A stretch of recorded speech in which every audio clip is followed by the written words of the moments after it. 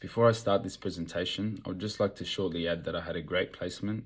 I certainly wasn't faced with many of the ethical issues discussed in this presentation, and I had a great manager and mentor. I've been asked to create a presentation on what ethical risks law students can face in clinical placements, and to what extent can these risks be managed. What can the student actually do in these situations? We face challenges in life, both large and small. And if we look closely, ask ethical questions of us. What are my principles? What are my values? What do I stand for? These questions ask us to consider obligations to ourselves and to the others around us. They require decisions and actions, and these decisions and actions form who we are as our character and as ethical people. Being ethical is certainly one of the most important traits a person who is a lawyer or who wishes to be one can have. Legal ethics courses were not offered in many schools until the 1970s. Some of the risks law students may face in clinical placements may include, but are not limited to, not being taken seriously, supervisor misconduct, racial profiling, and many more. A bit about my work/professional experience. I've had experience in multiple professions, such as warehousing, tradie style work, and in hospitality. During my experience, I've been faced with many ethical issues, as most people will. However, the risks and damage caused from unethical nature in the legal profession has quantifiable and catastrophic repercussions in comparison. As a lawyer, we seek justice and we deal with people's lives. The idea of justice results from fair and ethical outcomes that resolve issues, right wrongs, and provide precedents on how to act legally and lawfully in our society. Not being taken seriously is certainly a risk that law students may embark when taking on clinical training. Some interns are not taken seriously, so they sit down in the office for however long their placement is, and it ends up being a waste of time. The idea is that they can't actually do any work, so we may as well do it ourselves. This is really not taking the mentorship and education of a student correctly. This is quite unethical. It's unethical to waste anyone's time. Everyone's time is important, whether you're a student, professional, or the Queen. As a student, the best way to manage these risks would be to be punctual, be serious, and pay attention. Employers want to know you're serious. They want to know you want to become a professional, you want to advance your career, you want to advance your experience and your knowledge. It's not a good look if you arrive late, not dressed well, or simply if you don't have a great attitude to what you do. During my placement, I ensured that I was always professional. Funny story I think anyone can relate to. If you've ever, done meetings from home or presentations, you kind of dress well up top and not so much down the bottom. And I always make sure that I always wear a full suit just for the chance that I'd ever be asked to stand up. And that's exactly what happened. During one of my meetings with my supervisor, he asked me to stand, and he was actually quite surprised that, I was wearing a full suit, and it was actually quite funny. Now, there's also a fine line in regard to wasting your students' time between tedious work and work that's actually going to advance your professional career without you actually, if you don't like it. Now, in that regard, the best way to deal with it, if you feel like you're not advancing, maybe speak with your manager. At the end of the day, if you don't ask, you don't receive. Always have a plan, always write down what you do, and try to make the best out of the smallest work you can possibly do.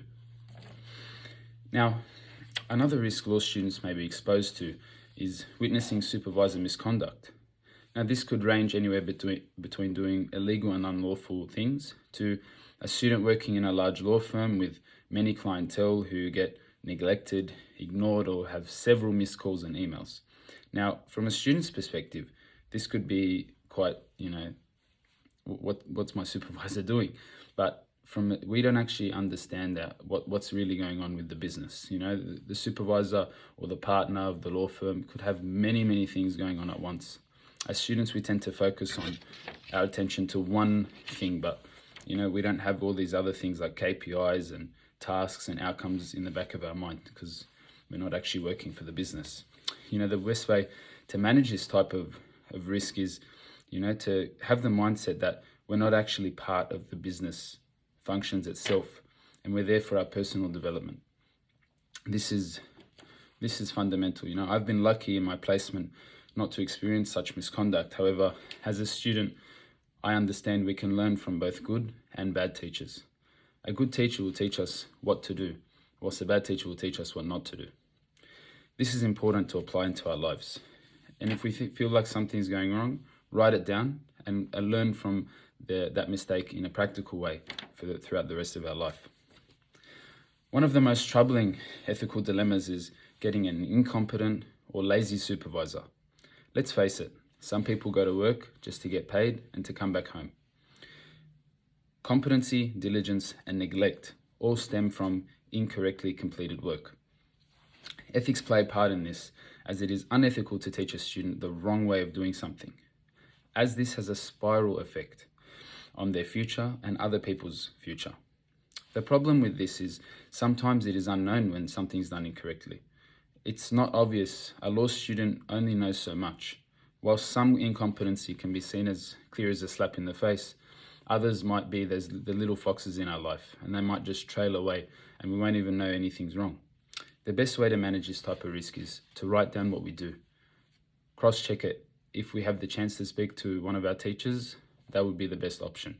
Let them know what we're doing and how we're doing it, so that we can either learn from the mistake or continue to use that skill. Another risk may be being asked to do work that should be done by a solicitor. Now, in other words, unauthorized practice of law. This may happen in a large organization. This issue could be unethical, or it could provide an excellent opportunity for development. The question would arise, do I have to be a lawyer to do this work? And the answer really is, quite simply, it depends on the supervision provided. If the supervision is available, it's ethical. If it's not available, and you will have a great placement, and if it's not available, as it might be unproductive to throw a student in the deep end without any supervision. The best way to manage this, if faced with this issue, is to kindly ask your manager if you can actually complete the work, even though you're not a lawyer. An ethical supervisor should have no issue with you asking questions. And like this happened to me in my placement, I was worried that, a certified lawyer would be the only one that can review and prepare advice on certain contracts. And my manager actually showed me that, no, I can do this provided with his supervision.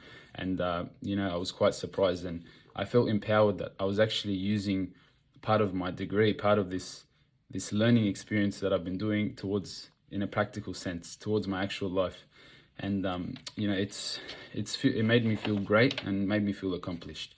I feel like I was growing my skills and actually using my knowledge from my degree. I found that it's important to find purpose and accomplishment in the work we do, no matter how big or small.